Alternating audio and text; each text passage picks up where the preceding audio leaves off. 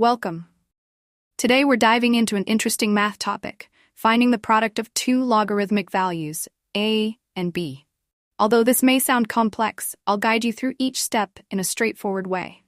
By the end of this video, you'll be able to apply this approach confidently to solve similar logarithmic problems. Let's begin. First, let's go over the sum rule for logarithms. When we add log of a and log of b, we get log of a plus log of b is equal to log of a times b. Let's call this our first equation. Similarly, the subtraction rule states that log of a minus log of b equals log of a divided by b. This will be our second equation. Now let's move on to the next step.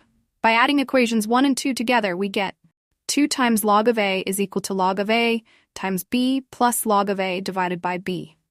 We'll refer to this as equation 3. Next, we'll subtract equation 2 from equation 1. This gives us 2 times log of b is equal to log of a times b minus log of a divided by b. We'll call this equation 4.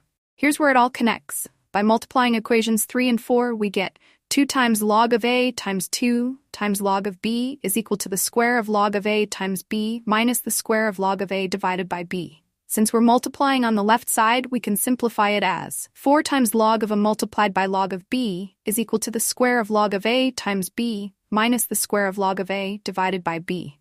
To isolate log of a multiplied by log of b, we'll divide both sides by 4. Log of a multiplied by log of b equals 1/4 times the square of log of a times b minus the square of log of a divided by b.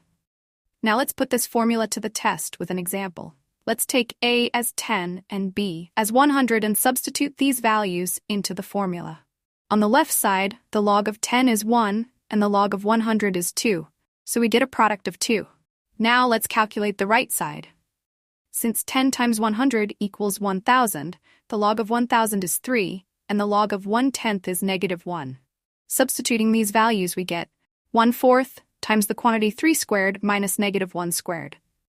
Simplifying further, this becomes 1/4 times 8, which equals 2. Since both the left and right sides are equal, this verifies that our formula holds true. So we can confidently say that log of a multiplied by log of b can indeed be expressed as 1/4 times the quantity of the square of log of a times b minus the square of log of a divided by b. Thank you for watching. If you found this helpful, make sure to like, subscribe, and let us know your thoughts or questions in the comments below. Stay tuned for more useful math tips and tricks.